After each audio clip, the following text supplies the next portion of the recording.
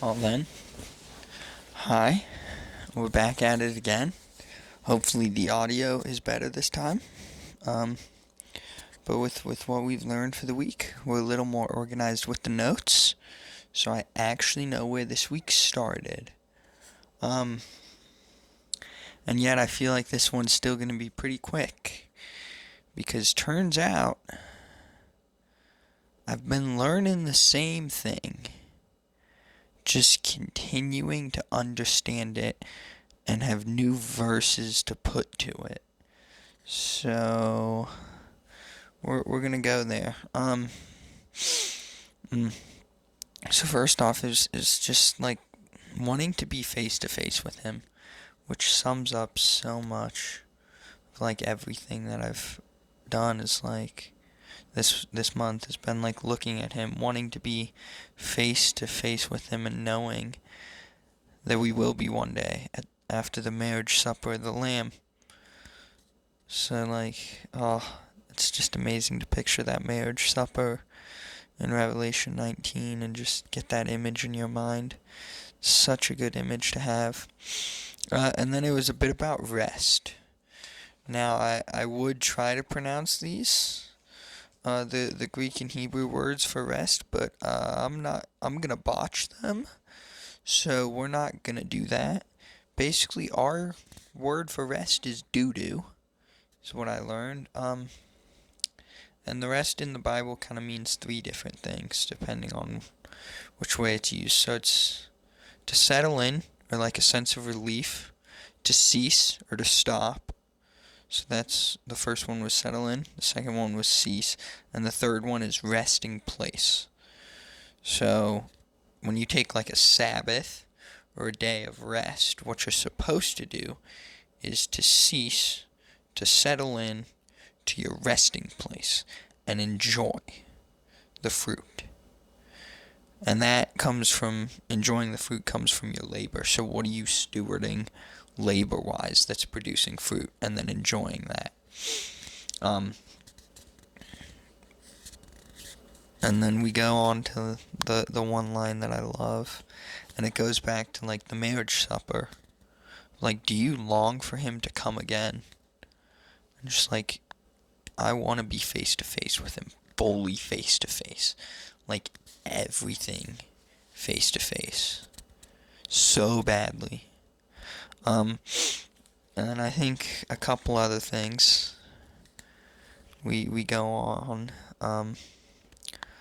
We'll start with the easier ones to talk about or like to explain that make more sense just conceptually.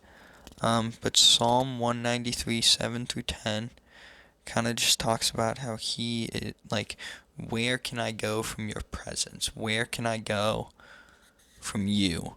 Like, he's always there. He's everywhere. Just like seeing him and like being, like, not being, but like acknowledging he's everywhere. Acknowledging his presence, seeing it everywhere has kind of been in the goal. And that ties into to Psalm 91, verse 9. That the Lord is our dwelling place. So when you are dwelling with him, technically in him, like in the dwelling place with him, how can you not just look at him? Like he's your dwelling place.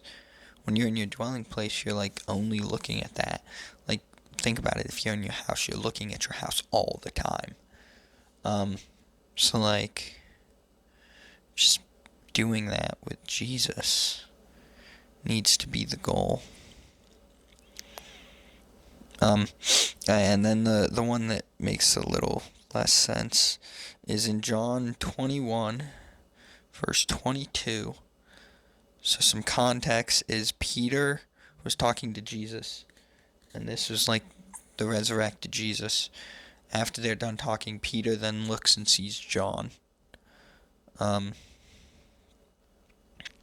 Peter starts to question Jesus about what's going to happen to John.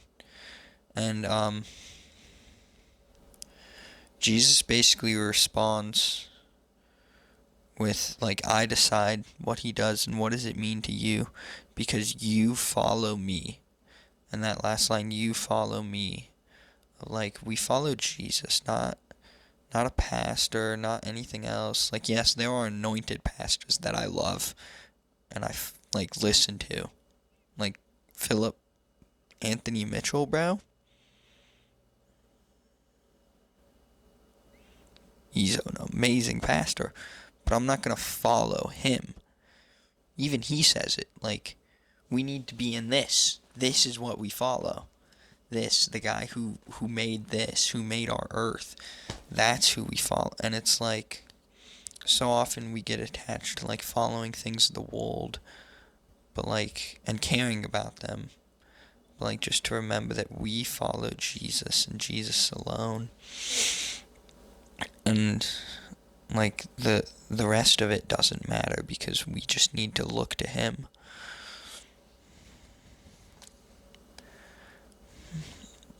And that's kind of been like the whole thing of just like continually looking at him, like not wanting to take my eyes off of him and look away at all, like ever look away. And then the thing I've been pondering since yesterday was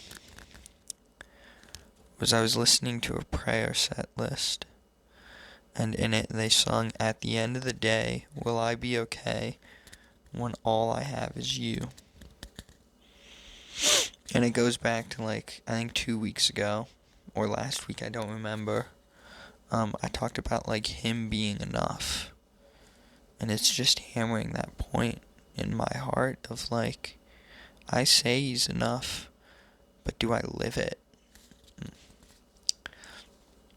So, I think I need to spend some time reflection in doing that.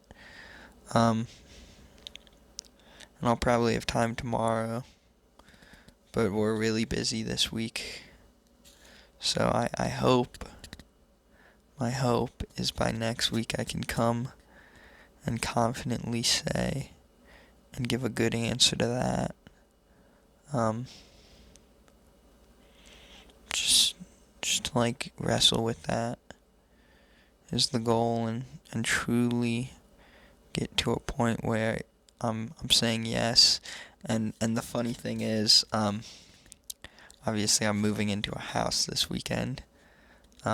Literally one of the things my friend said last night,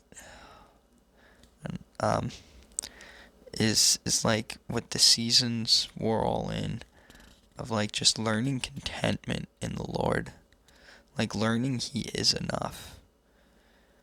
And as he sent that, I'm like, bro, what? Because that's what I've been learning, and it sounds so easy when I talk about it this way, right? And yet it's so hard to live out. So just hopefully learning more on that of like contentment.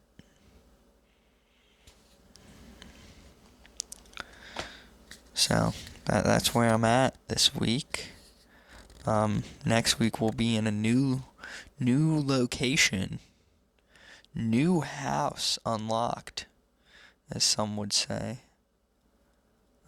So just excited to see what that brings as well, and like the time with the Lord there will bring. And stressed out because, as you know, half of the U.S. got absolutely demolished by snow, and it's gonna make the moving hard. But we're gonna get it done because I trust in God. So that's it for the week. That's all we got.